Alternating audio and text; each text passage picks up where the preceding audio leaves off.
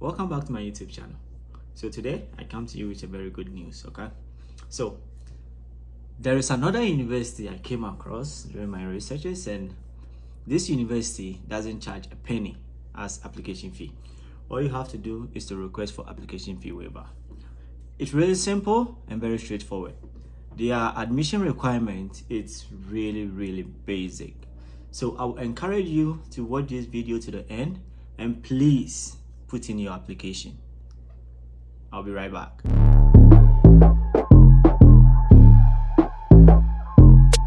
So this university I'm going to talk about is the University of Utah. So at the University of Utah, they offer various degree programs, including undergraduate, master's, and PhD. There is this particular department at the University of Utah that's offering this massive opportunity. So what they are doing is that they offer free application fee. All you have to do is request for application fee waiver. And the email you have to request the application fee waiver through, I'll kind of link it to this YouTube video. So all you have to do is prepare your document and make sure you meet their basic requirements. If you meet their basic requirements, then you get a waiver. And when you get a waiver, hopefully you can get admission.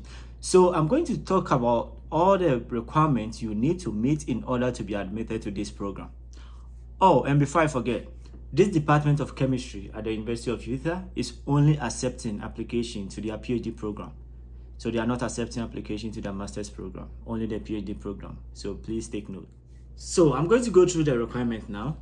And this requirement, I think, cuts across various universities in the United States. So the first requirement is your transcript, okay? So you need to get your transcript, whether official or unofficial. So mostly they accept the unofficial for the initial review, and when you are recommended for admission, you now submit your official transcript. So with your transcript, you have to make sure you have a GPA of minimum 3.0, okay, on a scale of 4.0. The next requirement is CV. So you have to make sure you submit a CV which details your experience, your expertise, and your achievements. The next requirement is English proficiency. So with the English proficiency, if you are lucky, if your course of study was kind of taught in English, all you have to do is to submit a letter showing that you took your courses in English.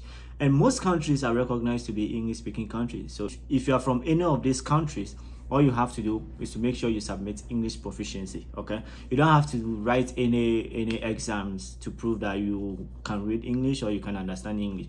All you have to do is to submit a letter showing that you took your courses in English. The next requirement is 3 letters of recommendation, okay? So with a letter of recommendation, I mostly advise people to identify people that can write a really strong kind of a recommendation letters on their behalf. So if you have people that can write strong recommendation letters on your behalf, then please go for them. And letters of recommendation are not restricted to only your professors in your university. You can identify people maybe in your workspace or your church that can really write strong letters of recommendation, who can kind of elaborate on your skills, your experiences, okay? They can kind of sell you out to people. They can, sell you out for you to get admission. So mostly, don't restrict yourself to only your professors, okay? To avoid delay.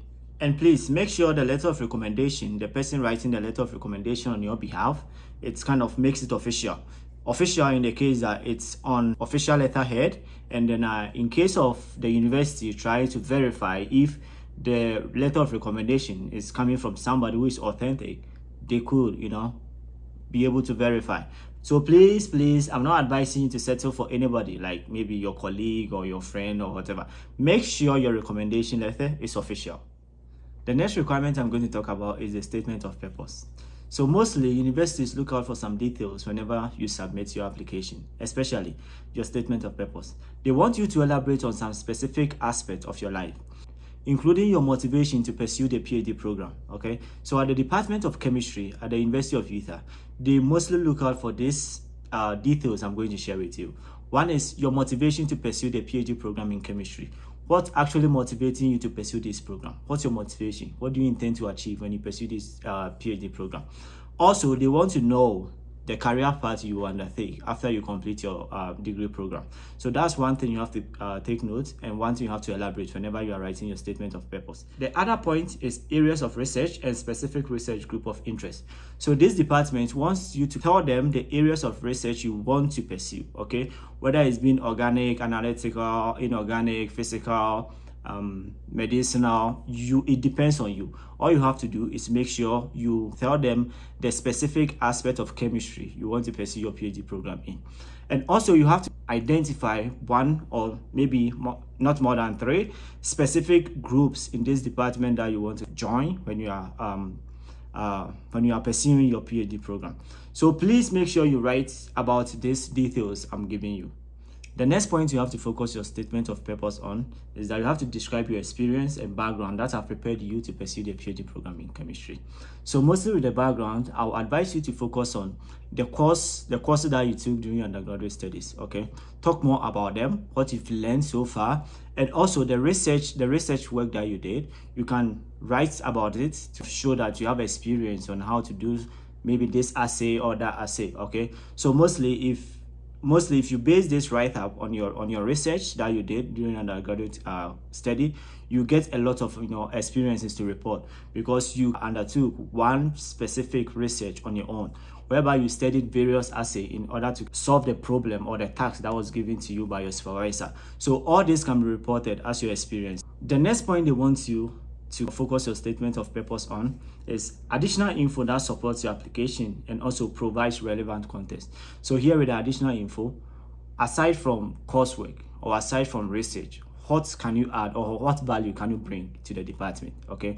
Or what have you studied to kind of build yourself, or maybe groom yourself for this PhD program. They want you to report all this stuff to consider you for admission. So make sure you focus on this point that I've shared with you whenever you are writing your statement of purpose for such applications. The next requirement on the table is GRE. So at this department, they don't require GRE. Okay, so you need not write any GRE, and you need not submit GRE result. You can submit GRE result if you've written GRE or you have it. If you don't, please don't worry yourself. They don't require GRE. Also, the final part, which is the application fee. So at this department, they don't want you to pay any application fee. All you have to do is request for application fee waiver. With the application fee waiver request, as I said earlier, I will link the email you have to kind of request the application fee through in the YouTube description below. So please make sure you go and check it out and submit your application. The application window opens this August 2023, and the priority deadline is December 1st. They accept applications to February 15th, of which I won't advise you to hesitate putting in your application. Please make sure you put in your application from August before December 1st. So now I'm going to show you, some views of the University of Utah, the Department of Chemistry. Please enjoy.